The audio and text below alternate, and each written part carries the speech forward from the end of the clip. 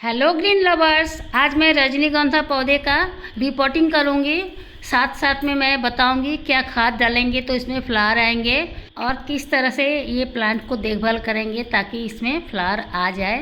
तो चलिए, ये देखिए मेरे पास ये जो बल्ब्स लगाई थी ग्रो बैग में, ये रजनीगंधा का प्लांट है, लेकिन ये पत्ते कुछ सूख गए हैं और इसमें कुछ घास भी हो गए थे। घास पतवार मैं निकाल के फेंक दी हूँ।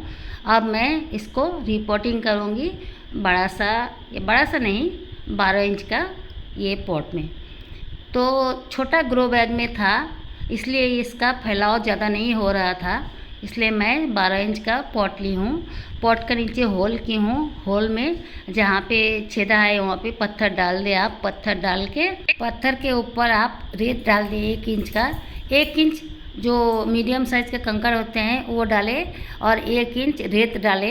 मेरे पास फिलहाल रेत नहीं है, इसलिए मैं सिर्फ कंकड़ ही डाल रही हूँ, लेकिन रेत डालने से अच्छा होता है। जो आप मिट्टी डालेंगे, रेत जो है उसको बचा लेगा और रेत में से छन के पानी निकलेगा और मिट्टी खाद जो भी देंगे उसमें रह जाएगा। तो आप लोग ऐसे ही पहले पट को तैयार करें। ये सब मिट्टी पत्तों के खाद से तैयार किया हुआ है, वही मिट्टी से मैं रिपोर्टिंग करूँगी रजनीगंधा प्लांट का। तो सबसे पहले मैं इसके सूखे पत्ते हटा लेती हूँ। घास पहले ही हटा दी थी। और ये जो ग्रो बैग में है तो ये फैलाव ज़्यादा नहीं हो रहा है, इसीलिए इसको बड़ा पॉट में लगाना है, क्योंकि ज़्यादा बल्ब है इसमें और पॉट हो गया है छोटा, इसलिए बड़ा पॉट में लगाना है। तो इसी तरह से आप इसका घास फूस या सूखे पत्ते वगैरह हटा दें।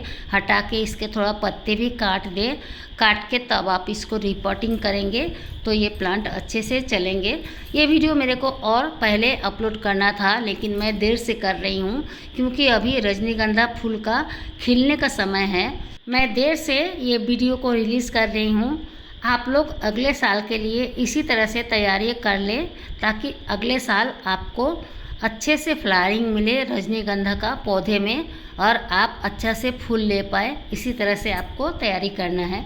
तो सबसे पहले मैं ये घास फूस को साफ़ कर ली हूँ। साफ़ करके इसके जो ऊपर के पत्ते हैं वो काट दूँगी। काट के इसको मैं रिपोर्टिंग करूँगी। रिपोर्टिंग करने के लिए मुझे सॉइल मीडिया चाहिए, नॉर्मल मिट्टी, वर्मी कंपोस्ट, नीम खली और थोड़े से रेत ये मिट्टी में मिलाया हुआ है। जो मैं पत्तों का खाद ली हूँ इसी में मिला के रखी हूँ। और मैं इसमें थोड़ा सा फंगीसाइड पाउडर डाल देती हूँ और थोड़े से सिंगल सुपर फॉस्फेट। जो मैं रिपोर्ट करूँगी तो जो इसके रूट है वो अच्छे से चलेंगे, इसलिए सिंगल सुपर फॉस्फेट और फंगीसाइड इसीलिए ताकि इसके मिट्टी में कोई फंगस ना लगे, इसलिए इसको मिलाना है। और आप ये प्लांट को लगा के ऊपर से साइड में जो पॉट में लगाएंगे आप, वहाँ से थोड़ा खाद आपको डालना पड़ेगा। प्लांट को रिपोर्टिंग करने का ठीक 7 से 10 दिन बाद आपको ये खाद डालना है। वो खाद क्या है मैं बताती हूँ। ये देखिए मैं पत्थर ही डाल के इसको रिपोर्ट कर रही हूँ। मेरे पास रेत नहीं है अभी, हमेशा रेत अवेलेबल नहीं होता है, इसलिए मैं ये कंकड़ डालती हूँ। इसमें सीधा मिट्टी भरूँगी। मिट्टी में जो जो चाहिए मैं सारे कुछ इसमें मिला के रखी हूँ पत्तों के खाद और मिट्टी के साथ। तो इसको मैं भर लेती हूँ। भर के ये प्लांट को लगा दूँगी। लगा देने का ठीक 7 से 10 दिन बाद मैं कुछ खाद डालूँगी। जो खाद होगा यूरिया। जो यूरिया होते हैं वो गोल होते हैं, नमक जैसे होते हैं।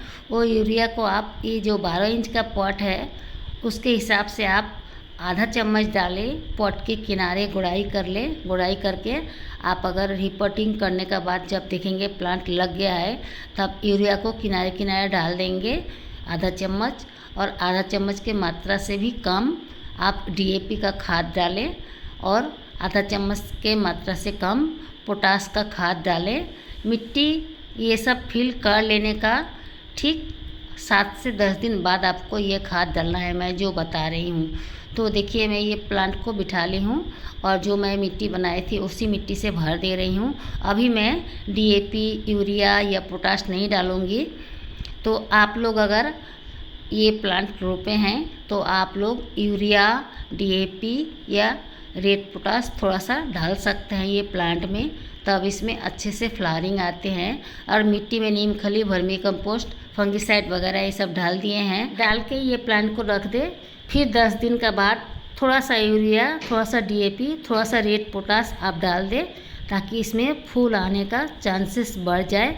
और ये प्लांट को आप बारिश में रखें, बारिश में ये प्लांट अच्छे से चलते हैं, पानी का कमी ना होने दें। बाय।